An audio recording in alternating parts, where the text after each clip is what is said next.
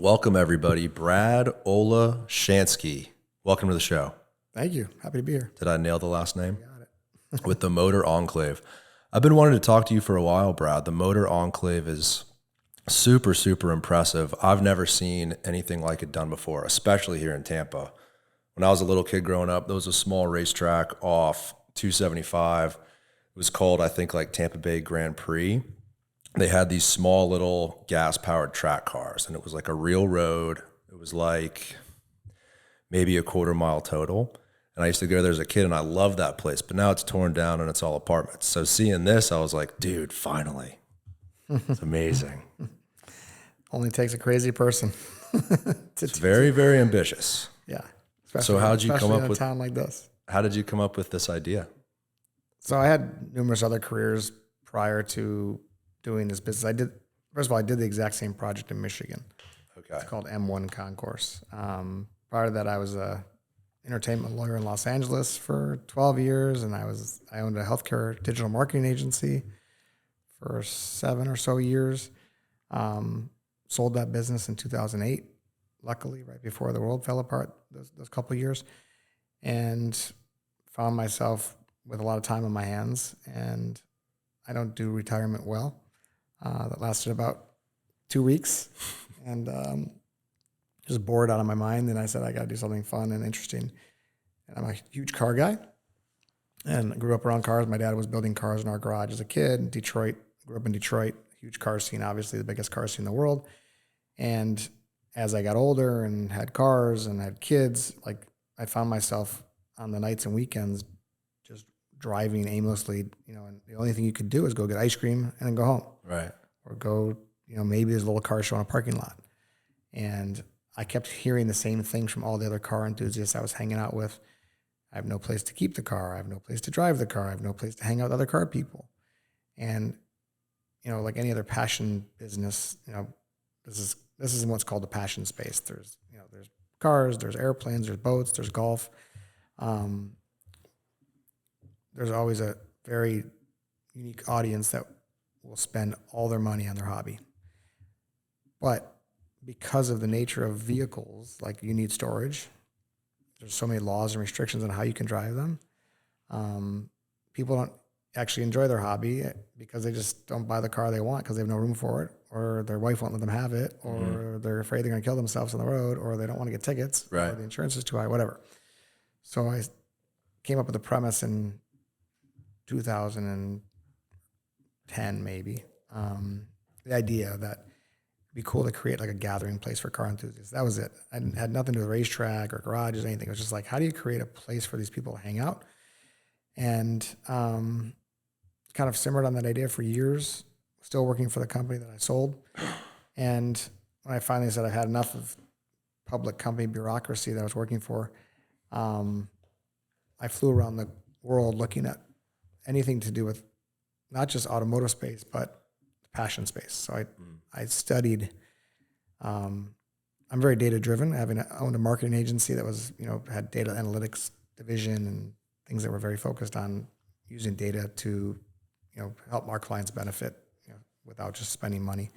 I looked at, the most successful golf courses and why did someone build that? Marinas, right, racetracks, old racetracks, sanctioned racetracks, car storage businesses, all kinds of different things. And what I quickly found out after about 6 months is that almost every one of those businesses is a financial loser because it's some wealthy person who said, I'm going to build the greatest golf course in the world. For myself and my friends. And there must be thousands of people just like me that are willing to pay $1 million to join. And they quickly find out that the audience is very small. Audience is people that would spend the top tier dollars. And the problem also is that they overspend. So they build it for what they want. They don't build it for financial return. So every place I went was just like, don't ever do this. Don't do this. I lost my butt. So I basically said, like, is there a way to do this and make it start from day one as a real business? Well, it's my passion, cars, not racing. I'll talk about that later. Can you build a business in the passion space that is a viable business that will actually make money? And I had enough experience and success as a business person to understand the fundamentals of business. And I started to apply those fundamentals to this passion industry, and I figured out like what should I do and what shouldn't I do. And like any of the real estate, you're a real estate guys, that location. And I looked at all the other racetracks in the country, and they're out in the boonies somewhere because there's noise issues and there's traffic issues, and that's where you can get it approved much easier. And I said, well, if I'm 2 hours, and I was the customer, so I said, if I'm gonna have to drive 2 hours to go do this, I'm not doing it. It's 4 hours round trip. There's no way I'm leaving my family for 4 hours. And that's why when you go to Sebring and when you go to Road America or Road Atlanta and you go to wherever, you only attract racing people. Right. That general enthusiasts, which is me, which you see in parking lots all over Tampa and all over every city in America, they don't want to go drive 4 hours round trip to race a car. So location was the key criteria, along with how do you make money? And you don't make money by targeting you can make a lot of money with niche audiences, certainly. But if you understand the racing audience, which I discovered, obviously when you talk about car enthusiasm, racing is the sort of thing that comes up the most. If you go to a racetrack, have you guys been to a racetrack before, like a real racetrack, besides the one you went as a kid? I mean, we did I forgot the name of it. It was some service they had where you pay like $500, you rent a sports car. Yeah. Right, exactly. But if you go to, so that's and we actually do that at our place. But when you go to a Sebring, you drive 2 hours to get there and you see all these cool cars and stuff. If you talk to the owners of those cars, 99% of those people have no money. Their entire life savings is in that car. And that's great. And that's the passion, enthusiasm I love about certain parts of the industry. But you can't make money off people that are taking their life savings to do their track day once a month, once a year, whatever. Obviously, I'm generalizing. It's not 99%, but if you think about what I figured out early on is the car enthusiast market is millions of people. The racing audience is tens of thousands of people. And the racing audience that can afford to really engage in the pinnacle of their passion is 1,000 guys in the U.S. Right, yeah. So I said, I'd rather target millions of people, not thousands of people. So what do they need? Storage, programming, events, camaraderie, community. And I sort of honed in on, I want to create kind of the mecca for car enthusiasts. My original concept did not include a racetrack because every racetrack I studied was just a financial loser, huge liability. Once you say racetrack, people think it's crazy noisy, which certainly is, there's noise, but if it's, if you're not doing NASCAR and Formula One, it's not as noisy, but it's certainly, there's noise. And then I started looking at various business models, after I went to a place in Germany, there's a huge trend in Europe 10 years ago, 15 years ago, doing what's called car condominiums. So in Europe, most people that have a car, it's on the street. The second or third car is also on the street. Right. They don't actually have a place to keep these, extra cars, and they end up in storage facilities. They end up in, basically, the person will have a house with no garage and there's cars on the street, but they'll buy a garage at a garage condo complex. So there's a bunch of them in Germany and Switzerland and France. And what I found to be very unique is that they can own it. They just, there's a whole other business, obviously, where you can rent a spot in a garage. I've got 3 cars in Tampa right now in a place called the Auto Den. Fantastic. The car's on a rack. I call them up. They bring the car down. I take it out, bring it back. It's fantastic. But that's a lease model. You don't get the guys hanging out when they're just storing their car. That's a storage and leasing model. So the ownership was what was interesting to me, is you can own the space, so there's an asset underlying it, and I can be around other people that have that passion. Well, I then found out that a guy in Minneapolis had done it. Minneapolis is not a car town. There's very few cars in Minneapolis, collectible cars, and he sold 100-something garages there. And I'm like, if this guy can sell 130 garages in Minneapolis, I can't remember what the data is, but let's just say there's 6,000 classic cars in Minneapolis. And they measure classic, exotic, and muscle. There's different categories, which are like collectible cars. Mm-hmm. These are people's second, third, or 10th car. Let's just say there's 6,000 in Minneapolis and there's 60,000 in Metro Detroit. I said, well, if I can't sell 100 garages in Detroit, I'm doing something wrong. So that's what I did. I started embarking on learning the real estate business, and quickly also was educated that you can't just build what you want. Right. There's zoning rules. There's property. Can't get properties too expensive. Certainly can't get property in good locations for good prices. So it took about a year.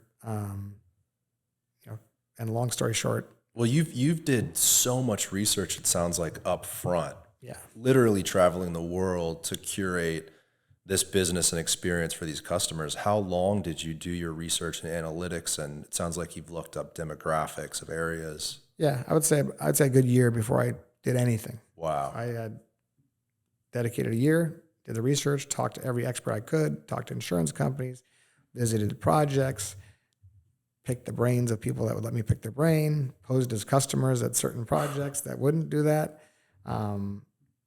every which way, and talk to the customers. And then also in my community in Michigan, I went to every car show and every event, and I would survey people just by casual conversation, like, hey, if there were garages all together, hundreds of them, you could hang out with these same people hanging out in the parking lot. What, would you spend $300K on that? And like, absolutely. Like, wow. And a lot of it was, and it's, obviously it straddles a continuum of demographics. Like, it's an expensive, something that people want, they don't need. So it's a fairly affluent crowd that we target. Although some of the garages we figured out or discovered over the years is that it's 4 or 5 buddies buy together. So people think it's all a bunch of rich people. Certainly, even the groups that are together, it's not inexpensive, but you could get garages that are each guy put in $50,000, they own a garage. That's awesome. Versus the guy spent $4 million on one. So you guys offer that too to a group of friends? Yeah, we have rules around number of owners, but you could have up to 4 owners in an individual unit, and numerous club members can be owners as well as family members. So anyway, after all that research, I built a project in Michigan. It wasn't supposed to have a racetrack originally because I didn't think that was a viable business. But as I started developing the site plan, all the car companies came to me and said, literally one after another, Ford, Chrysler at the time, General Motors, and they said, how come you're not doing a racetrack? And I said, racetracks don't make money. And they said, no, you're thinking about it wrong. You're thinking about it from an enthusiast perspective, not a corporate perspective. And I said, what do you mean? They said, we rent tracks every day all around the country for ride and drives, for dealer demos, for training, for TV shoots. And a light bulb went off my head, and I said, and obviously Detroit, that's where all they're headquartered. I said, well, if I could have a racetrack that they rent and pay for most of the time, I could have it for my members to just enjoy their cars in a safe and controlled environment for a much lower fee than these other private racing clubs charge. Yeah. The other so-called competitors of mine are waiting for members to show up all day, and they're charging $50,000 a year to do so. We charge $6,000 a year, and we give our members 8 to 10 hours a week of track time. Wow. And it works perfectly. And the corporate clients pay $20 to $30K a day to rent the facility, and they're thrilled. So that's what I did in Michigan, called M1 Concourse. Yeah, that's the map. So how big is this site here? It looks huge. So that's a 80-acre site. We have 200 acres in Tampa, but so that is another example of learned a lot. I mean, I bought that property out of the General Motors bankruptcy. It was a GM plant for 100 years before that. So I've learned about environmental and utilities and politics. This was in Pontiac, Michigan, which was the reason I pulled that project off was the city was bankrupt and had an emergency manager. So I only had to get approval from one guy, not a city council, From one guy. Yeah. He was the emergency manager of Pontiac, and he was a great guy, and he loved the idea. And he said, if you're willing to invest, $50 million in Pontiac, I'll move, whatever you need. Right. So it happened. It's amazing. Huge success. We sold 250 garages there. We have a 1.5 mile racetrack. We've got corporate event space. Phenomenal. And it was way bigger than anyone expected. And everyone told me, same thing that everyone tells me here still, no one's going to buy these things. It's a terrible idea. Would have been done years ago. And now it's the biggest in the world. And Tampa, by the way, most of the naysayers have gone away, but people say no one will buy these in Tampa. It's not a car town. I chose Tampa, by the way. Your next question is going to be, why did you choose Tampa? Exactly. Based on data. A computer program chose Tampa when I was mapping out the top 20 markets in the U.S. Really? Yes. And it's not based on what you think, because everyone goes, oh, my buddy's got a Lambo, he's your customer. It's just not the case. Because someone has a flashy car, it doesn't mean they're my customer. Exactly. It's actually the opposite. Most of my customers don't have the car because they're too embarrassed to drive around town, or they don't have the storage at home, or their wife won't let them have it because they'll kill themselves. And as soon as they have this opportunity, they buy the garage, and then within a year, they got 5 cars, Right. whether it's a Mustang or Lambo or Ferrari, whatever. So, the beauty was it was successful, thank God, because there's a huge amount of risk involved in it. In Michigan, I only had one investor in myself, so I bet the farm on that project. And it worked out, but it was really a learning lesson. So I learned the nuances of the business and what the customers want and how to do corporate events and all the different, our public events, we test and learn, and we're going to do the same thing in Tampa, but the good news is 90% of it we've done before. We tried to do food truck rallies and barbecue festivals, which were a disaster. We did a drag race with Dodge, where we actually closed the public road down next to our property, and we had 42,000 people there the last 4 years in a row. That's like craziness. And we've got a member club, and we sell merchandise, and now they're building. I actually sold this project 2 years ago in order to move to Tampa and focus all my efforts on M1. Yeah. And M1's phenomenal, and it's great, and it's the foundation of my business. The problem is I wanted to do it in a warm weather climate. We're closed 4 months a year. And when I figured out, like, you're losing 4 months a year in business, it's not a good business if you got to, Right. And even though it's very successful, you're giving up 4 or 5 months a year of revenue. The garages are fine. They're all sold and people enjoy them, but, they now have an event center. So you're in a pretty urban area at M1. Wow. Yeah. That's in the middle of a neighborhood, 1,000 of homes. And actually, just to the south is one of the wealthiest cities in America, Bloomfield Hills. But the beauty of Pontiac is it was depressed for 40 years, never made any money. It used to be a General Motors town, but General was pulled out 40 years ago. And I was able to create an attraction. Now, since I put that there, by the way, all the neighbors love us. Well, I wouldn't say all. Some probably don't love us, but they supported us because their houses have gone up 400% in value. And the biggest sort of benefit, and we made tremendous, impact on charities and philanthropy and all kinds of things. But on that street on the bottom there, South Boulevard, if you go east a little bit, there's $1 billion of new development that would never have happened in Pontiac. And I should have invested in that land because I would have made a lot more money. But where it says UWM, that's the largest mortgage company in the country. Wow. That's 9,000 employees on one property. It's a campus like Google. Incredible. Amazing. There's so much stuff. There's a couple factories. That site there you picked up, it sounds like right after the recession. Yeah. So you got obviously a pretty good deal on it. Local government wanted you in there. Yeah. From the buyer's perspective, you sold this a couple years ago. Are they buying it because of the cash flow? Like, what would be the advantage to that next guy? Well, all the buyers buy because of their passion and their excitement over having their own private spaces. The comfort factor is I own something. And that was I mean the buyer of the whole complex. complex. The guy that bought me out? Yes. He was my investor, and he actually just wanted to own it. I guess that's the best buyer you could have, right? Yeah, and honestly, it's a typical story where it was more of an ego play. And he wanted to own it after we made it successful. So he's got it. And they're doing all kinds of stuff. They're building a go-kart track. They're building they just built a gas station there. So you can see it actually says Roadkill Nights. That's our drag race once a year. It blows my mind that it's in such an urban area. Like you mentioned in the beginning, it's usually that's the key. There's no other project in America except for what we're doing here in Tampa where it's convenient. Right. This is 3 minutes from all the population. Right. Woodward Avenue, which you probably don't know, but the street we're on is the most famous road in America for cruising. It was the first paved road in America. It's the birthplace of cruising in America. Oh, wow. Every night in the summertime, there's tens of thousands of people driving their classic, exotic, and muscle cars up and down the street. So we're right on that street. But when I launched the project, Pontiac, like when I told people Pontiac, no one went. You wouldn't go into Pontiac. Okay, most of my customers, even South Boulevard's like that was even too far north. There's one more big street below it called Square Lake. You don't go north of Square Lake. And Pontiac at the time was rough because of our project, because of the development.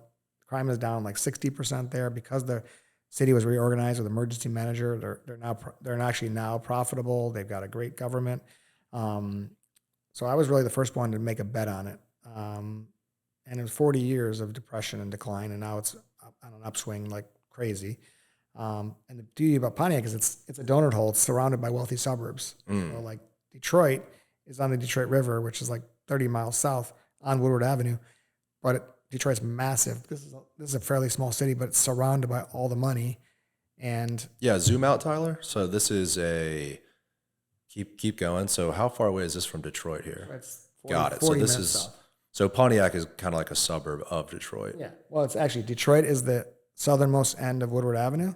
Pontiac's the northernmost end, and that's the main drag all the way up and down. What a perfect property for the vision. It's a dream. I mean, the fact that worked out was not skill. It was, I looked at 50 other properties. I was about to give up.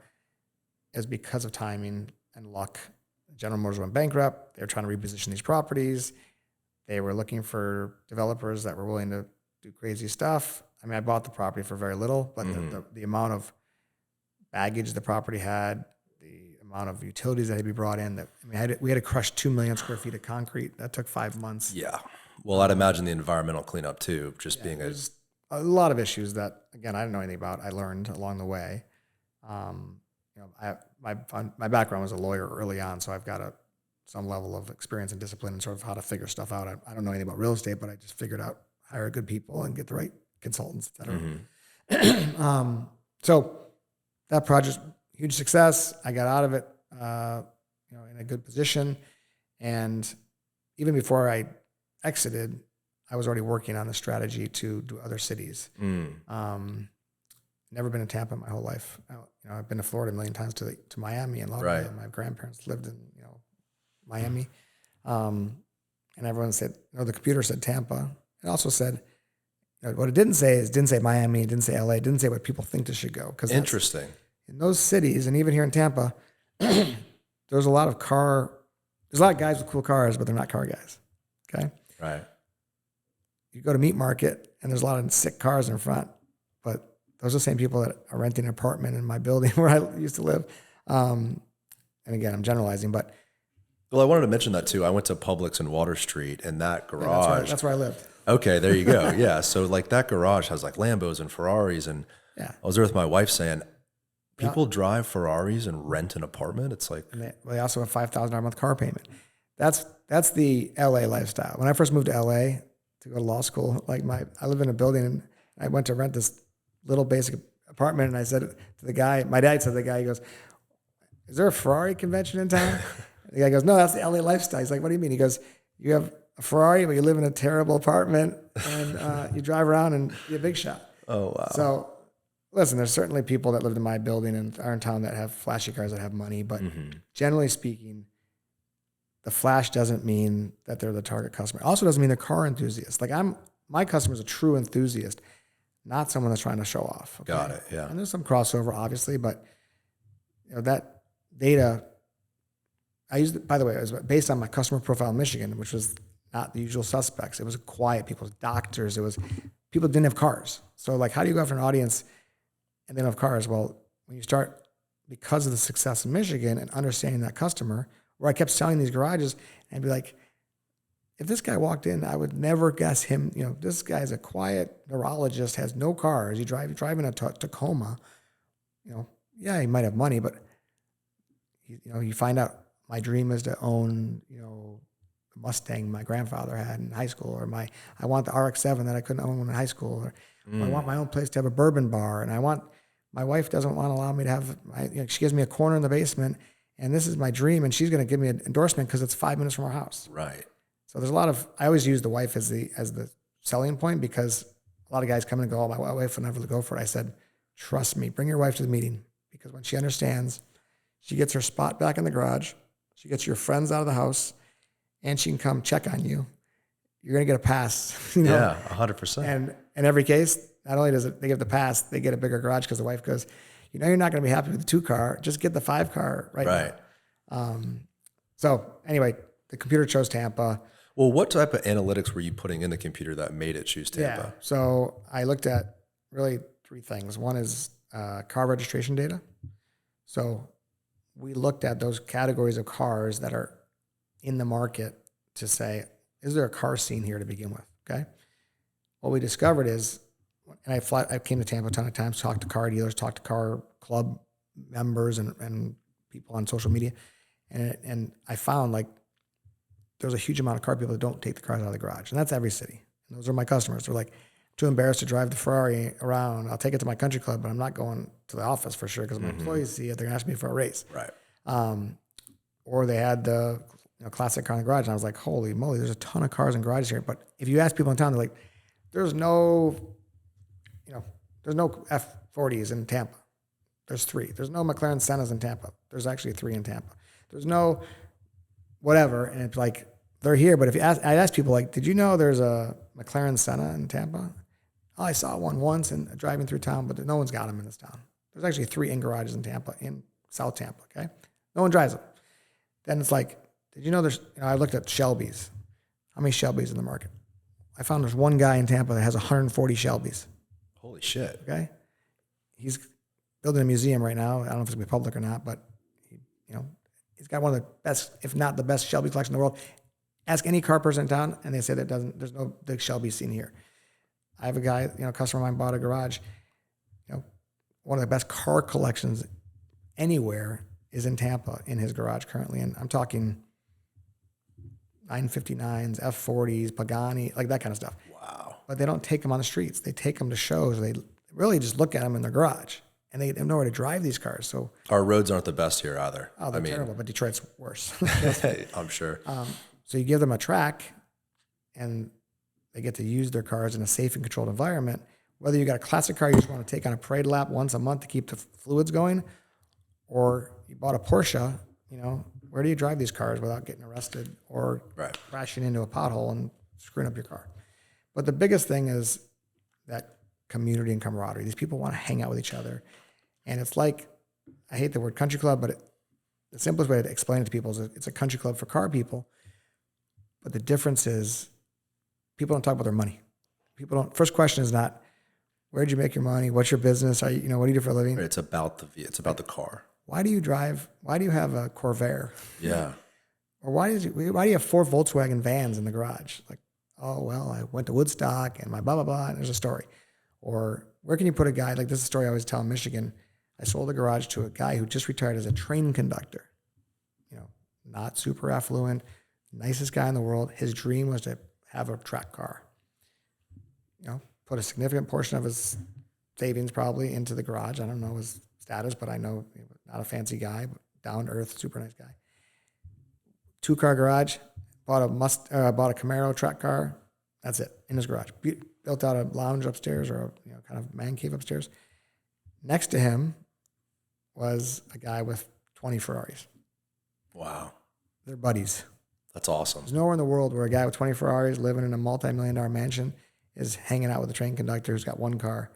And that's interesting. And the best part of the story is the guy with the Ferraris makes the other guy drive his Ferraris. It started out, this guy said, my dream is to sit in a Ferrari. So he sat in the Ferrari, and then the guy who owned the Ferrari said, take it on the track. Are you out of your mind? I'd never take it on the track. And the guy goes, I'll be offended if you don't drive the Ferrari, because if this is your dream to sit in it, imagine what it'd be like to drive it. Oh, that's awesome. So the guy says to me, where in the world would someone beg me to drive their Ferrari? Literally, Of course. Well, so that sounds like there's obviously a level of like camaraderie and a level of trust that you're not going to get in like a 7-Eleven parking lot at a car meet. Yeah. And then what we discovered in Michigan, which we will roll out here. So by the way, as you may know, everyone said it wouldn't work. Mm-hmm. It took years to get it approved here, which shouldn't have, but Hillsborough County is quite challenging in every respect. It's not exactly pro-development. But when we got them to understand what it is, because we don't fit in no box. We're not a multifamily development. We're not residential. We're not an apartment. We're not a condo. We're not commercial. We're not industrial. So if it doesn't fit in their spreadsheet, it takes a long time for them to understand it. And I appreciate diligence.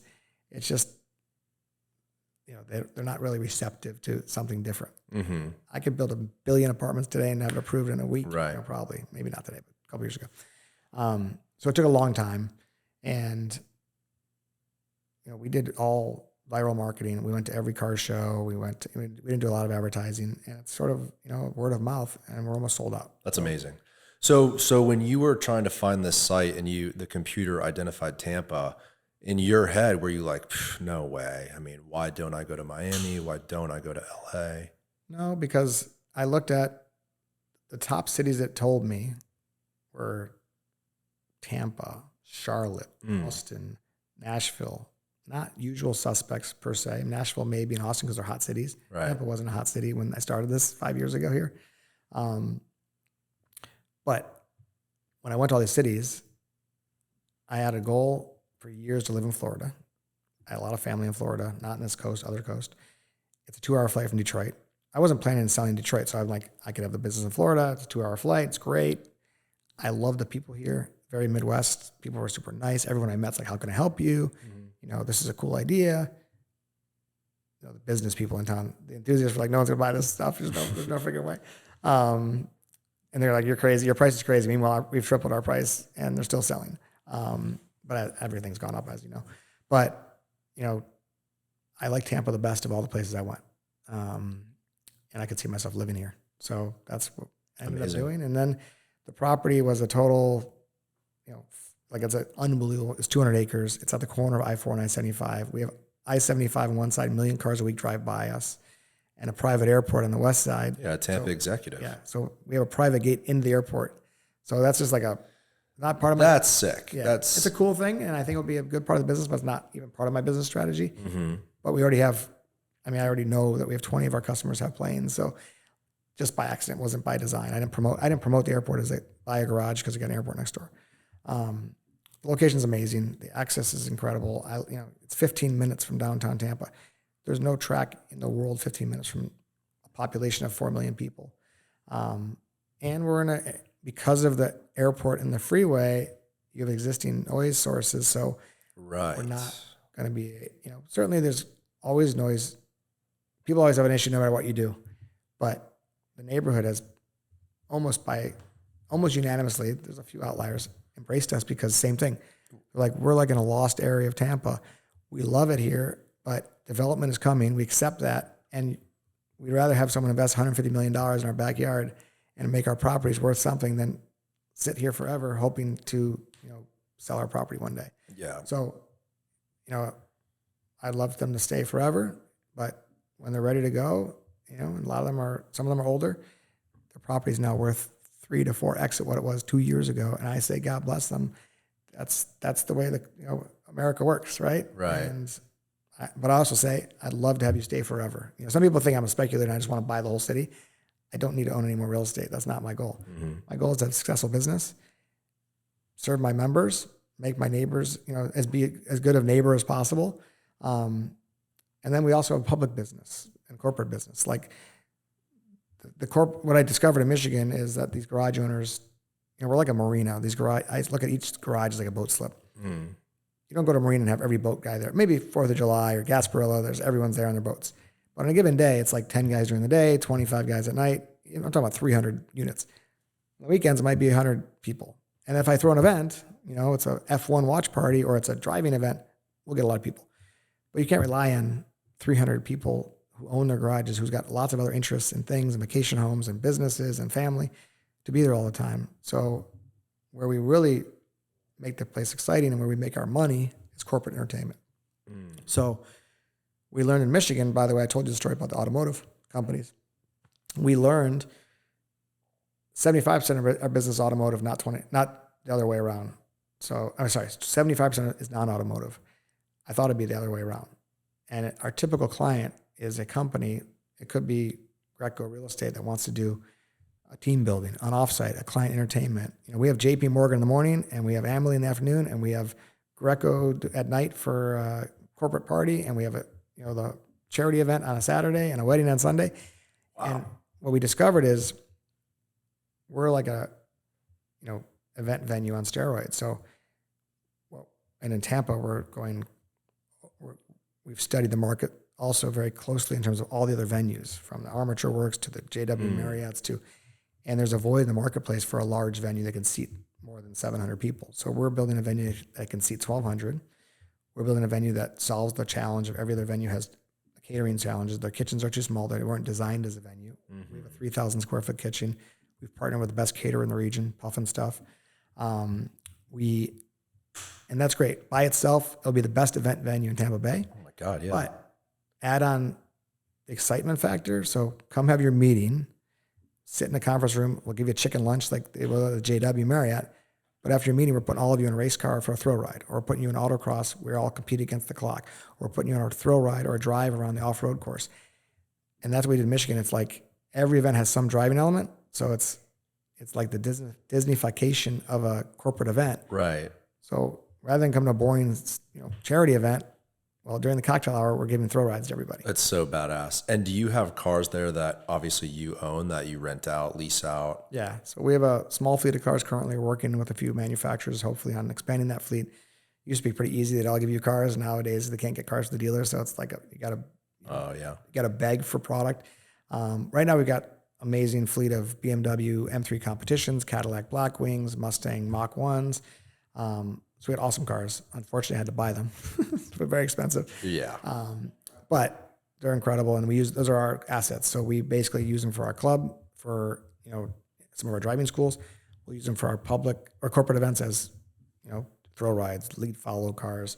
Usually a small event, 20, 30 people. We can do drive. Actually, they can drive because they got to go to a classroom. They got to do lead follow. Corporate event or bigger event, when we have hundreds of people, it's thrill rides. It's kind of like rinse and repeat, doing lots of drives, but most people have never been in a race car at speed. Right, yeah. And then we do public events. So that's the big sort of negative buzz on social media, always like, places for rich people, screw those guys. I mean, if you read the comments, it's hilarious. We've proven in Michigan, and we will prove here that, one, we'll do huge, our Cars and Coffee will literally be the biggest in Florida in the end of the year when we do this. It will change. Armature is amazing show, and we participate in that. But when you talk about a racetrack, and we're going to park cars around the entire track on both sides. I mean, our first Cars and Coffee in Michigan, we had 5,000 cars. It was insane. Wow. So we expect that to be huge. And that's free. Like, you can come there. Actually, it's better than free. We'll give you a donut and coffee. We'll pay for it. So, I always say that's the, people always say, it's only for a bunch of rich people. No, come to our event, and we'll give you coffee and donut, and you can hang out and walk around and see every car in town. Great. Holy shit. So around the track. So it's like a gallery of cars you walk both through. sides of the track. That's so sick. So that's, sort of the baseline of the public events. But then we'll do driving schools, teen defensive driving, adult performance driving, drive an exotic car. And those are things that range from, $500 to thousands of dollars. What we're not going to do is like the typical like $200 track day at the Jolly Time racetrack. Right. You bring your beater and crash in the guardrail. Like, we've spent $150 million. We want to embrace you to come hang out and go to a car show. Yeah. And our driving schools will be a little bit higher end, but we're not like the bumper derby. There's a place for that. And I love, I love those kind of things. We're not a drag strip. We're not Formula One, even though our track is designed by the #1 Formula One track designer. I did that only because it's like having Jack Nicklaus's name on your golf course. Mm-hmm. And it turns out the track is incredible. But like I said, what we've discovered is our track is 80% of the use is entertainment, not true driving. 20% is our members who are, some are amateurs and some are, experienced. But the experienced guys are used to driving a Sebring, 4-hour round trip deal. Now they can come from their office we do lunch laps twice a week. They can come in their suit and tie, turn a few laps, release their stress and go back to the office. That's awesome. Yeah, I'm sure you had, I would imagine when you came up with the concept and released it, you had some local guys that were super excited for something like this to come to Tampa.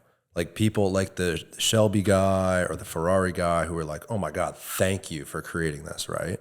Yeah, the response it's overwhelmingly negative response everywhere I go originally. Because people just by nature are naysayers. When you talk, it is a crazy idea, though. I get it. Yeah, I don't happen to be that personality. Like if you told me an idea, I'm usually excited about every idea. That's also a problem.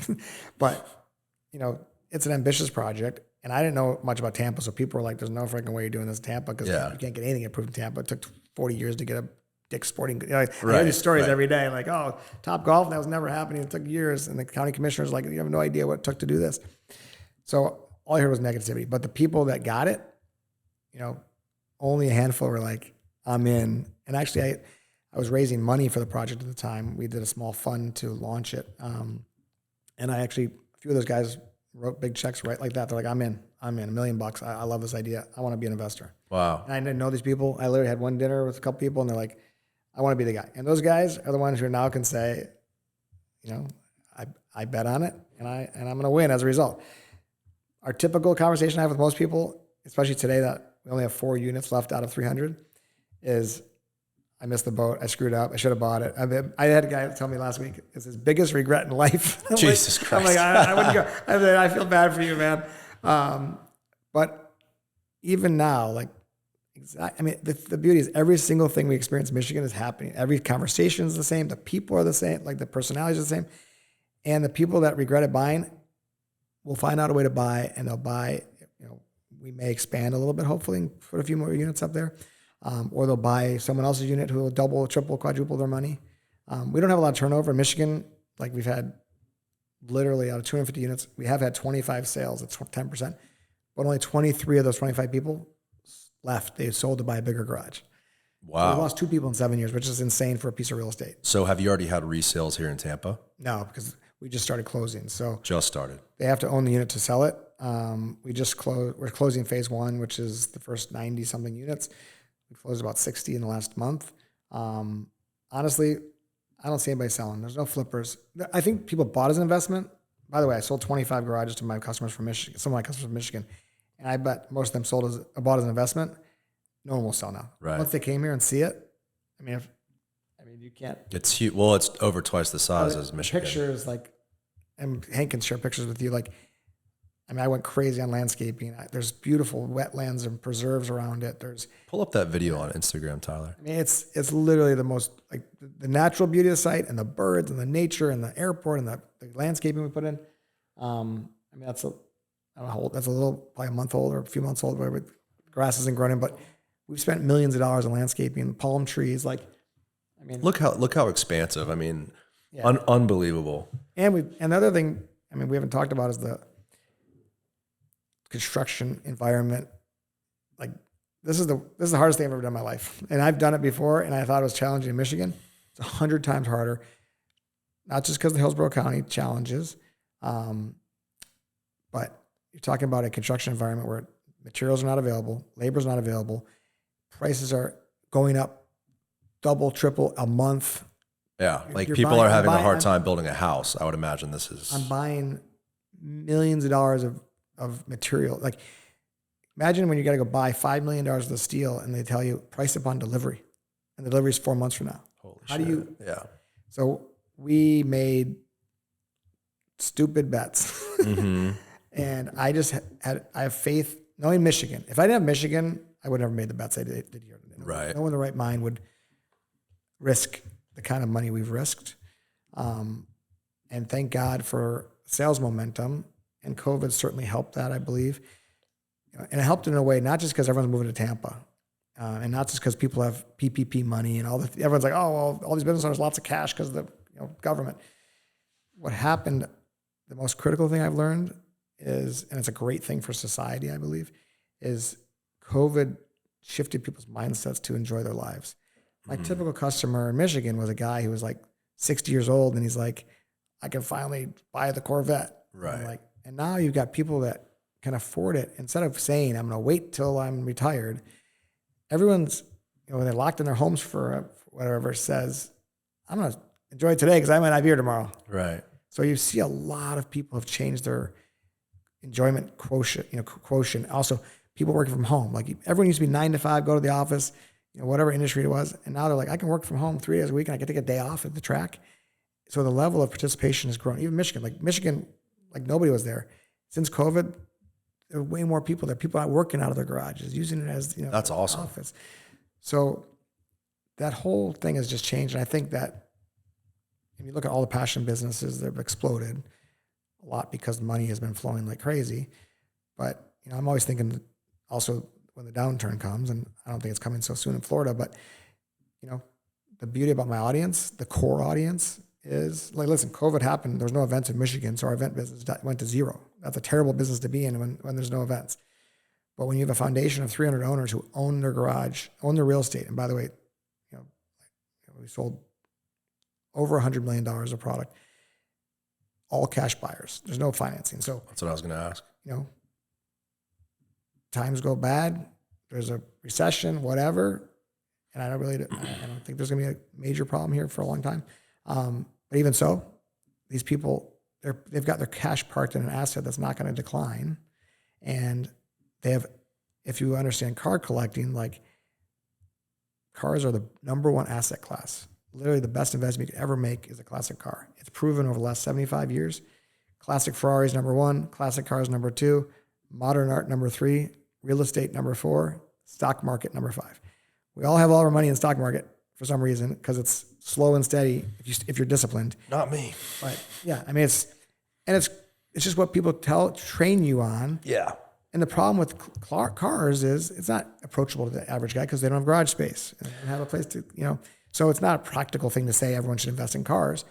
But for my 300 customers and hopefully more, when we're trying to develop some more of these projects, like I said, they might not have a car when they buy it, but they're going to have 5 cars a year later. Exactly. And when the times go bad, you sit on those cars. I mean, it's proven, like, do nothing but go up. I feel like that's shifted in the last few years with watches too. Like art watches, crypto was a big thing a couple of years ago.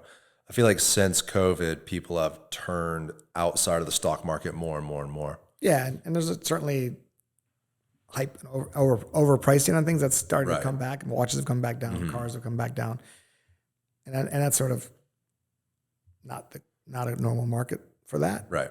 But you buy a Ford GT, it's going to double in value every 5 years.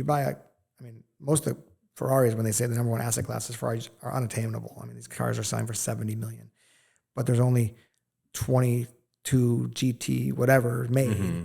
It's like art. That's why modern art and cars, it's the scarcest commodity and it's the most complex commodity. So you're never going to have someone recreate a 250 GT Ferrari, right? You can make replicas, and there's actually one selling this morning, and I wanted to buy it until I saw the price. A replica 250 GT Ferrari on Bring a Trailer today, still got 10 days to go, is selling for $500,000. That's a replica. Insane. But the real one's $70 million. So, I mean, I'd love to drive a replica just because it's the most beautiful car ever made. But you think about those cars, and those people bought the car 10 years ago for $6 million, $7 million, which is insanity then. No one ever thought they'd grow to these values. Yeah, people say the same thing about just real estate, residential, even in Tampa. Houses on Bayshore were $1.5 million, even less, only a few years ago. Right, and didn't exist here. My grandfather bought a waterfront brand new house on Davis Islands in the late 70s for like $25,000. Yeah. So it's the same thing. I don't see a reason why these unbelievable machines wouldn't be insanely valued over the next decades. Yeah, and what's happened in Tampa is the market's caught up here a little bit on residential. And because of the lack of development, all of a sudden there's a boom. But I still believe Tampa is like ground floor opportunity. Like people are like, oh, it's got so expensive. Nothing's even happened here yet. And I'm not a real estate expert. I can tell you though, every house that's $500,000 now, let's just say these lots, tear down houses were $200,000 3 years ago. They're $500,000 now. They're gonna be $800,000 in 4 years.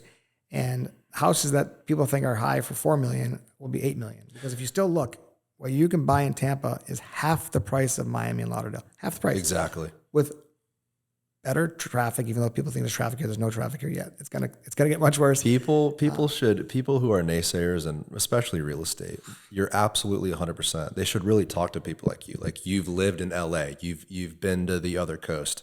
We're still undervalued. Real estate here is still cheap. People don't get it. It's expensive for people that used to living here. Okay. But population is moving here. There's money coming from New York and from other cities, high-rise developments happening. I'm telling you, look at Bayshore Boulevard in 10 years from now. People think it's like, oh my God, there's the Ritz and there's the this and there's that. Every building on that, like if you're smart, you'll buy a $5 million house in Bayshore because it's going to sell for $60 million for land value in 10 years. Exactly. And when they say, oh, they'll never approve it, they'll never develop it. Trust me, when the city and the county see the tax implications and what they can do to improve transportation and all the things that should be improved. I mean, listen, I would love to keep the whole world quaint and nice, but development is coming. It's a question of how you embrace it. And if Tampa and the county are going to embrace it once they see what's required to do it, and you have to pay for it. I kept saying, like, when I bought the land here, for this property, people are like, oh, we had a few naysayers. We ultimately got unanimous approval, but people are like, oh, we want low income housing. That's what the county wants. And I'm like, do you know how you get low income? I want low income housing too. I'm, do a lot of charity work on boards and things. You can't get low income housing without tax revenue and people willing to pay for low income housing. So you need projects, catalyst projects that will bring development. By the way, I'm taking a dead site. Would you rather put low income housing on a site next to an airport? I don't think so. That's not exactly where people want to. In between I-75 and an airport. So where else can you put a project like this except for between an airport and a freeway? And I'm bringing 300 customers who all own individually deeded units, and we're taking a dead site. Literally, probably the property tax on that site were probably $2,000 for the last 40 years. We're going to be $2 million this year in property taxes. Yeah. So if the money is used appropriately, some of that money should go to all the other needs, transportation, infrastructure, low-income housing, whatever. And that's what works. And that's what we proved in Michigan. And the same thing can be said for the house on Bayshore. The families live there since the 70s. Yeah. They pay $15,000 a year. Well, imagine if you put a condominium on it, and then the city's getting millions of dollars in tax revenue. And listen, there's always going to be, you see these pictures of the guy who would never sell his house, and they build a $150 million development around it. Offer him $30 million. He's like, I'm holding out. Great. I'm not saying do it at the sacrifice of people making them make. This is not eminent domain where we're taking your property. Right. The government does plenty of that. I'm talking about private developers. At some point, there's going to be a price that's worth, and the person will move. And if they don't want to move, they can stay there forever. We don't force people to move, but why not let them create value for their families? I mean, think about all the landowners and all the land farmers in Florida. I mean, I have a few customers. I mean, 5th generation farmer, and all of a sudden their land's worth $300-400 million, and they've been sitting on their tractor still. You're talking about impacting their, and their family's grown and evolved and become educated. Well, now they've got an asset. You don't think they want to sell it? And wouldn't your condo investment be extremely secure here too? Because the barrier to entry as a developer for another guy to come along and build something bigger than this, it's not going to happen. Yeah, I mean, listen, anything's possible. Right. There's really not going to be another project like this anywhere near here. Development challenges, but also, there's going to be garage. So there's 2 or 3 other garage projects, which are just like small projects, 30, 40, 50 garages. I actually believe there could be 7, 8 of these in around Tampa and still be successful. It's a different customer. Mm-hmm. It's more of a storage concept.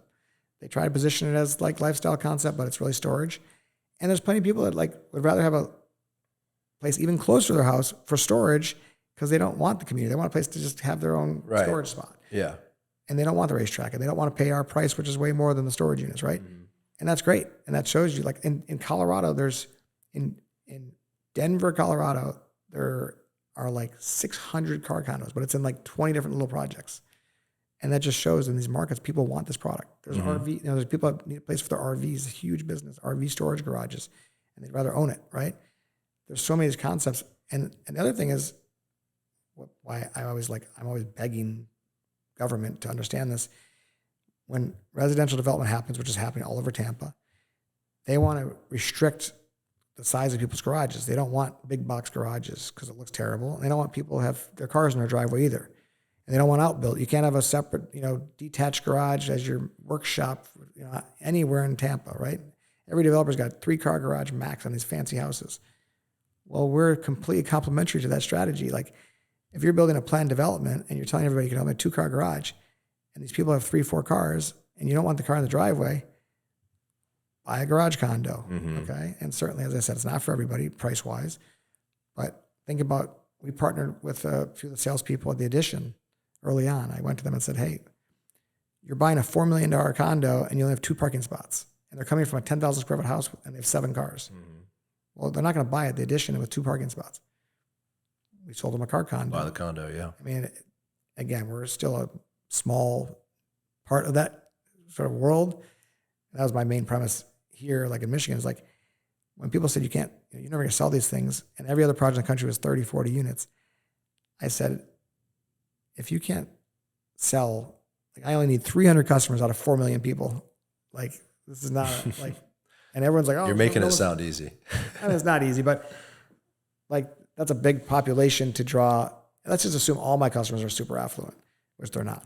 But there's 300 people in Tampa that are car enthusiasts that can afford it, that have what, and some of my customers don't even care about the cars. They want a bourbon bar, they want a cigar lounge, they want. Let's talk about those condos and exactly what you get. Could you pull that up, Tyler, on the website? Because it's more than, like you said, storage. This really isn't storage. You're buying a condo. I noticed online some of them have like the bar, pool table set up. They're freaking sick. Go to the lifestyle gallery. So you can kind of custom build out exactly what you want. We're selling an empty shell. It's actually an empty 2-story shell. We don't even put the floor in because really everyone wants to do something different with the floor. Okay, so you're selling an empty shell. You bring in your contractor and kind of build what you want. I'm assuming there's some sort of an HOA where you have rules, regulations. You obviously pay something to take care of the roof and the common areas. Exactly. But it's an empty shell. You know, I call it upgraded white box because we provide air conditioning, we provide power, individually metered power and gas. It's fucking awesome. And this is the final product. By the way, this guy bought 3 garages in Michigan, and now he bought 3 garages in Tampa. And he lives in Naples half the year, and he's coming to Tampa because he loves the lifestyle so much. You know what? His wife's garage, by the way. He bought a garage from me first, and she loved it so much. She said, I have to buy my own, and then he bought all those cars. Amazing. And the idea that you could replicate this at your house is almost impossible. Number one, where are you going to find the land? But number two, this is less expensive to do it this way. I mean, that's another key thing we learned is a lot of buyers can't even go. So they take the high end of the market where these guys are true car collectors, whatever. I have a warehouse, you know. Well, they do this to their warehouse. The next buyer, and you're a real estate guy, is going to say there's zero value for the improvement because I'm gutting that building. Yeah. Right. So you have to hope to find another car guy who wants to be in his own building. Once the guys at warehouses buy from me, they're like, I can't believe I had that building for some years. It's such a pain in the butt having a building. There's zero value in me improving that building because especially in, buying an industrial park somewhere, the next guy's going to be a lawn care company. Exactly. And he's ripping out all the improvements. I mean, here, the next guy, if they do sell, is going to be another car enthusiast who wants a man cave. Yeah. And if you're building your custom home on Davis Islands, or even if you have a large lot in like Beach Park, even if it's like a half acre, good luck trying to figure this out. You'll never get anything like this approved. Maybe you're lucky. I've seen some houses in Davis Island where they got a first floor garage that can hold 20 cars, but that's a handful of places. But so rare though. Also, you're betting on the next buyer. Exactly. It's like, when you put, as you know, selling residential, like don't overdo certain things in your house because you're never gonna get money out of it. Mm-hmm. I even have customers here. I tell them like, there's some crazy, like this garage, as you go down, there's a white garage, go down. That one with the red car. That's so pretty. This is a woman. Wow. Very successful entrepreneur in her own right. Met her in a restaurant. When I told her what it was all about, she's not a car person at all. Told her what it was about, and she goes, "Can I use that for dinner parties?" I said, "You can use it for anything you want." So turns out she's a philanthropist, and she was renting private rooms, restaurants to raise money for her charities for years. And she said, "It's such a pain, and the food's never good. I could literally have my own private dining space and do dinner parties to raise money for her charities." So she bought this. Meanwhile, she put so much money into it, and she said to me, she goes, "Do you think I'll get my money out?" I'm like, "Not with marble walls and glass staircases and all this stuff." But she has said it's been the number one way to raise money. She brings people in for small groups, talks about her, their missions and what they're trying to do. And then a year after she bought it and finished it up beautifully, obviously not a garage, she calls me up and she said, "Hey, I'm sitting at a dealership in Fort Lauderdale, and there's a car with a bull on it on the front of it, and I really think it'd be cool for like eye candy for my garage. Do you think I should buy it?" And I'm like, "Oh, first of all, it's a Lamborghini. What is it?" And she's like, "Oh, I think it's called the Diablo." And I'm like, "That's a great investment car." So she ended up buying 2 cars just for eye candy for her, and now they're like that car she bought, the white one, has tripled in value, right? So badass. That was the one from my childhood from the 90s. So sick, yeah. So sick. Classic too. She's got white marble floors in this place. White with the red interior. It's amazing. So these pictures are all from Michigan, right? Yeah. So is Tampa similar where you have like a bar window overlooking the racetrack? It's actually even better because in Michigan, because of weather issues, I didn't do balconies. So in Tampa, all the units that face the track, which we call oceanfront property, have outdoor balconies. And we've added so many other features in terms of terraces and balconies and patios and more windows and bigger glass in the garage doors. It's insane. And go to the one on the bottom left, Tyler. God, 25 square feet. Yeah. Look at this thing. Unbelievable. And people think that magnificent. everyone thought these were renderings. I'm like, these are real people's faces. And this is Detroit. This is not Beverly Hills, California. I'm sure you're impressed looking at what people have created. I can't wait for these garages to be built on Yeah. because I've seen the plans. A lot of guys do themes. Like that guy, this one, Corvette. he's in the private aviation business. So if you look downstairs on the wall, he's got a giant, he loves racing, but downstairs he's got a giant aircraft on the wall and the floors are like sky. And he's like, it's really cool. I love your pitch too about like, hey man, this is not even attached to your house. Like your wife can have her home, keep it how she wants. You have your own space, do whatever you want. I love that idea. It's private and secure and, right. Brand new, and it's hurricane rated. And around other guys or girls that also have the same lifestyle as you. But by the way, it becomes very family oriented. The wives and the kids all want to hang out there. I'm building a multi-million-dollar resort pool because really, it wasn't part of the original plan. All of a sudden, all the wives were like, "You're gonna have a pool or tennis courts here?" And I'm like, "I don't want tennis courts. I don't want it to be a pure country club." But the pool is gonna be. We're doing a bar grill. We're gonna have events there. It's gonna be insane. 35-person fire pit, 19-foot TV screen behind the fire pit. Imagine going there to watch like the Super Bowl right? Our parties, we do trick or treat on Halloween amongst the garages. So think about a place where and we let 300 owners can invite their friends. We had 2,000 kids last year in Michigan, and you want to see the coolest candy bars ever given out, right? In these garages, everyone's getting a king size candy bar. Amazing. But we do a thing called garage crawl where all the owners get to invite their friends and open the doors. Everyone walks around, and then we have everyone's so sick. It's just again, it's not the flashy guy with the bright colored Lambo parked in front of Meat Market. With all due respect to him, and I love all parts of the enthusiast market, but this is not about showing off generally. I mean, obviously, interiors are showing off, no question. But like some of the things I've seen there, one guy in Tampa is doing a full realistic pirate ship inside. I'm talking about wood walls, wood floors, wooden planks. I mean, it's Gasparilla kind of.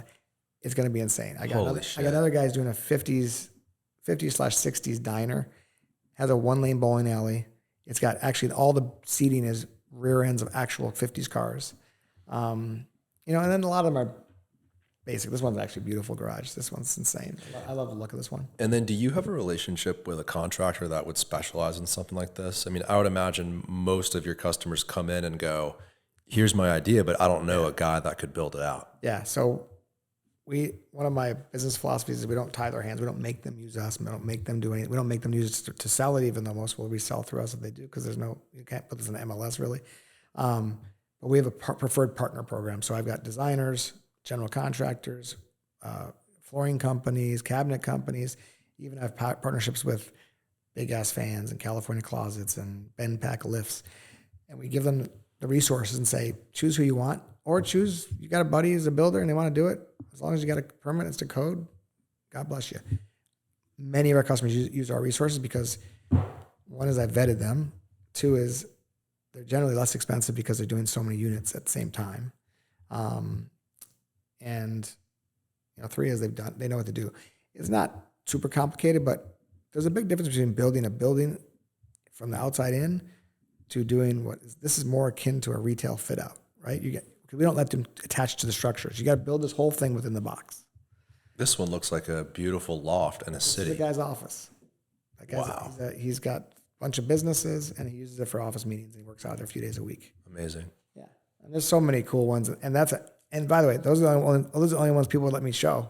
Right. There's crazy stuff. I'm sure. So in Tampa, build-outs have just started. I mean, it's going to be some really cool stuff. So, and that's another thing. It's like, it's going to take years before this place is fully built out because a lot of these owners, many of them are waiting to see what other people do. Many of them are like, still haven't moved down here yet. So they bought it early, but it's going to be a lot of momentum over the next year of people. And you're almost sold out. Yeah. We only have 4 or 5 units left. So 4 or 5 units left. And then what are your sizes? Like what's the smallest unit? What's the largest unit? What's the typical? So currently all we have available are, actually we have, I think 3 or 4 small units, which are 650 square feet, which are really a 2-car unit.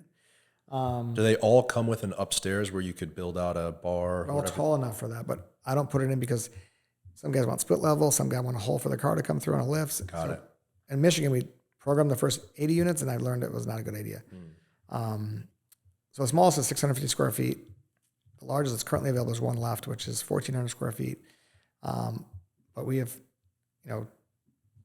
we've sold, one guy bought 10 units. That's 14,000 square feet. Wow. That's the largest space. Typical space is about 1,400 square feet. Track side's 1,400 square feet. Non-track side's 800 square feet. 14,000 square feet. Is he going to combine all of his units? He combined half into one, like a real race shop. He's got a race team, so he's got race shop. He's going to have all lifts and tools and whatever. And then half his personal private collection, like Superman cave. He'll have 20, I think 30 cars in that one. I hope he lets you get a rendering of that one. That would be unbelievable. He will. He's a great guy, and he's going to let us. He's already let us use his cars on the track and show them off. And that's awesome. Do you do motorcycles at all? No motorcycle. No. Well, you can go to you can bring a motorcycle to your garage, but you can't use it on the track or the off road. Liability issue, or does it just add a whole different dynamic to the space? It's more liability and perception. So we can insure it. Everyone thinks it's an insurance issue. It's not. Same with go-karts. I don't allow go-karts. I don't allow ATVs either. For me, my philosophy is, safety is paramount. And just because someone's dumb enough to, listen, I'm not saying everyone who drives motorcycles dumb. Right. But when you drive a motorcycle on a track, your odds of a problem are increased, even if you're the best driver in the world. Actually, driving a motorcycle on the streets, it's super safe except for the other drivers on the streets. But in my business, I've chosen to not have, it's enough risk putting people in a race car on a racetrack or a street car on a racetrack, but it's an adult assumption of risk. The problem with go-karts is adults put their kids in go-karts and they get broken necks and paralyzed and things. I don't want a kid paralyzed because a parent thought it was a cool, fun thing to do. I don't care how much money you can make. And the motorcycles, the problem is, even though you could have all these amazing motorcycles, there's amazing talented drivers out there and guys that race motorcycles and some of my customers. As soon as you have one fatality, and by the way, every track that allows motorcycles has fatalities. Everyone. There's not one that has not had a fatality.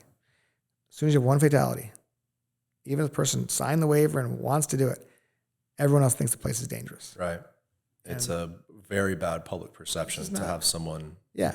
And it's not worth it because it makes sense. Also, motorcycle events don't make money. So I do plenty of things where we don't make a lot of money, but if I got to keep the lights on and deliver return to my investors, I'm not going to do stuff that creates more risk and doesn't make money. That makes sense. So, and then you also have a dirt track too. Let's talk about that. So someone could bring, you mentioned no ATVs though. Yeah, you can do side-by-sides. Side-by-sides. But not open four-wheeler without a cage. No dirt bike. No bikes. Look how badass this thing is though. The fact that you guys have cross carts. Those are the coolest thing ever. I actually didn't think they were cool until I drove one. And that's awesome. An FIA certified race cart. So we do a lot of go-karts to some respect, but that one's fully caged. Air quote go-kart, right? All in the dirt. You're sideways. It's a sequential shifter. It's like a Hayabusa engine. It's so super sick. Light. Amazing. And those are the most fun you can have. And that little thing is $50,000, but it sounds like a lot, but for $50,000, you can't have more fun than anything you ever done in your life. Yeah. So the off-road course is actually 100 acres, so it's half the property. Wow. And we didn't do that in Michigan. We had no room for it. And it's the fastest growing segment of the motorsports space. Wow. Everyone's building SUVs, so the car companies wanted space to demonstrate their product. And, the entry price points, you buy side-by-side for $30,000 and have a crazy amount of fun. You buy a cross car for $50,000. And all these people have Jeeps and Range Rovers and Land Rovers and never take them anywhere. So my mom can take her Range Rover SV on this thing? Yep, absolutely. Holy shit. We've got a jungle trail on the outside perimeter that looks like you're in a Disneyland ride, and you can literally drive through in your SUV. We've already had 2 car companies rent it and demonstrate their high-end SUVs. But we got a rally track, like you're seeing a lot of that dirt track. We have an entire 2 miles obstacle trail. It's called the Rubicon Trail. Oh, cool. You can literally, you take your Jeep and that's sick. You're flying, tipping over, you're driving through water, there's water fording, there's mountains, there's crazy stuff. That's awesome. Yeah. And I got rid of my Wrangler, damn it. That would have been perfect. And we have a whole fleet of, actually Can-Am is one of our partners, so we have a giant fleet of Can-Am vehicles. We're working on a major off-road vehicle deal. And people will come and rent them or bring their own for some events. Again, when I talked about what we don't do on the track, what we don't do off-road is not going to be the Jeep Jamboree, 10,000 Jeeps just driving through the place, tearing it all up. Like they do in some places out. Of course. Ours are going to be more bespoke driving schools, corporate events, bachelor parties, team building, whatever you want to do, like smaller group things. we're not going to do like 1,000 people at a time bringing their vehicles and just driving around aimlessly. It's more of like lead follow. It's more obstacles, more training. And it's a lot of manufacturers are going to come and bring their customers. I mean, Porsche just did, our first event was Porsche's 75th anniversary. And we had 1,000 people come, and we actually put the Porsche logos. I don't know if it's on our social media. It was really cool. We put all the cars in the shape of the 75 logo on our skid pad. Oh, sick. This is from that. But Porsche rented the facility, and they got to demonstrate their products and show off their stuff and have a huge festival. But we're already booking car manufacturers to do ride and drives for the new whatever. It's my dream car is a 911. Yeah. I've always wanted one. Also, weirdly, like we were talking earlier about, some guys have like the old Volkswagen van or whatever. Like my first car was a 1994 Jeep Grand Cherokee. And for some reason, I want to buy one. Yeah. I want one. I just bought my wife is like, what are you talking about? Buy a Wrangler. Like, then that's more fun. I'm like, I don't know what it is. I just want that 94 Grand Cherokee. People in the car enthusiast market, typical people that buy cars, collectors, or just even one car, it's a very common theme when they turn approximately 45 to 50 years old. If they have a little bit of extra disposable income, they want to buy what they had, or more likely what they couldn't get in high school. So I had an 86 and a half Toyota Supra in high school in the 80s, which was a fancy car then. I had a very generous grandmother who bought all our grandkids' cars. And I always wanted that car, again, because I owned it. I let it go. I drove it for 12 years, and whatever. And all of them have crazy miles. I just bought an 88 Supra, mint condition, frame off restoration. Some crazy guy spent so much money on it. I bought it for like a fraction of what he did to it. And now I have it. And I look at it and go, that's cool, but I'm not really using it. But it's like, it would be cool in my garage because it's nostalgic. Yeah. And another car that I want, I always wanted, a lot of people like me, like I always wanted a Ferrari Testarossa because I watched Miami Vice as a kid. I had a poster on my wall of a white on white Testarossa. I finally bought that car because that was my dream car. And I was like, if I can do X, Y, and Z in my business to achieve that, and that's not it's expensive, but it's not like, millions of dollars. $70 million. Yeah. That I want, but I can't afford it. But I mean, literally that's the aspirational thing about the car. It's like your childhood dream. You see it, you had it on your wall. And now in my business, I can, give somebody the opportunity to enjoy their, fulfill their dreams and enjoy their passions. And that's the thing that, I don't know how much time we have left, but I can just tell you, like, the best part of the whole business for me is I've never had a business where 99% of my customers don't complain. They don't bitch. Like, we don't give them a reason to bitch. They don't need to buy what they're buying. They want to have it. But literally, these customers thank me and buy me gifts after they pay for all the stuff. They're like, guys have bought me watches, have bought me trips. And I'm like, you can't do that. And they're like, you changed my life. Wow. And I'm like, why? And they said, I've worked for 40 years, never done anything for myself. I've got a beautiful home. I've been to Hawaii with my family. Life is good. I've never had my own space. I've talked about for 40 years buying that Corvette, and,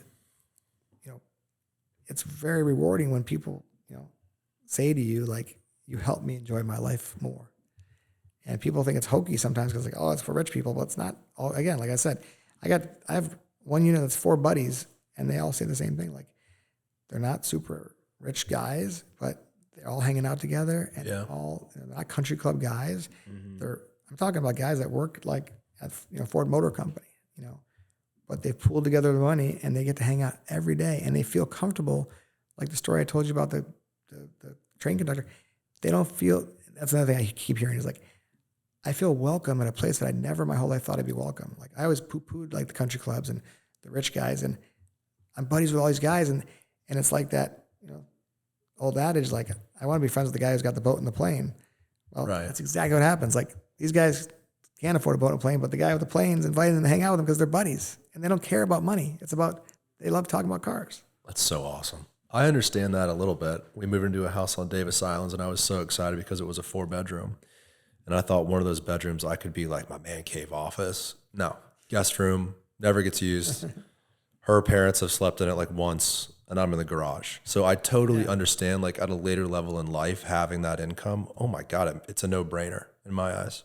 Yeah. Do you have a space, like a restaurant of some sort, where there's a gathering common area? So we don't do it. So we don't have a clubhouse or restaurant because what I learned in Michigan is everyone wants to use their garage as the clubhouse. They don't want to pay extra for stuff they don't use. Got it. All these other projects that are like 40, 50 units have a clubhouse room, and it ends up getting deteriorated because nobody wants to pay to upkeep it, right? So we have our event space, which is for corporate events. We do have a member lounge, and the members can use during driving sessions. It's beautiful. We have full catering on site, so people can order food to their garage from our catering. Oh, cool. Kind of like a suite at the stadium. Yeah. On notice, not like you can't just call 24-hour notice. Yeah, it's not room service. But we are building a full bar and grill at our pool, and the pool will be open initially just weekends to see how it goes. And if it's every day a week, we'll do it. If not, we'll see what the demand is, and full bar. And yeah, judging from the pictures, a lot of people have a full kitchen in their unit too. So whatever, keep food in your fridge. Do what you need to do. Well, listen, Brad, this has been an incredible conversation. Super ambitious of you to put this whole thing together, and I'm really glad you brought it to Tampa. I've never seen anything like this, and the fact that it's worked out so well, and the fact that you have, 6 left? How many? 6? 4 or 5. I think 5. Crazy. 4. 4 left. Unbelievable. One must have sold this morning. There you go. Congrats. Almost sold out. Well, where can people find you if they want to get a hold of you, follow along with this incredible project? TheMotorEnclave.com and the Motor Enclave on all social media platforms. We push content out. We'll be promoting our public events later this year, even though people keep saying this is not for me. We don't let the public in. We'll prove you wrong. And then, you guys can come out and see it in person because 100%. Videos don't do it justice. And I promise you, when you come through the gates, I mean, we see it every day, so we don't see all the progress, but everybody walks through is like, this is the craziest place in the world because it is massive. Yeah. And it's all the people from Tampa are like, I didn't even knew this area existed. I've driven by it a billion times, but it's back kind of in an area that you wouldn't drive by, except for you drive by on the freeway every day. Right. So badass. All right. Well, thanks again, man. Appreciate it. All right. Bye, everybody.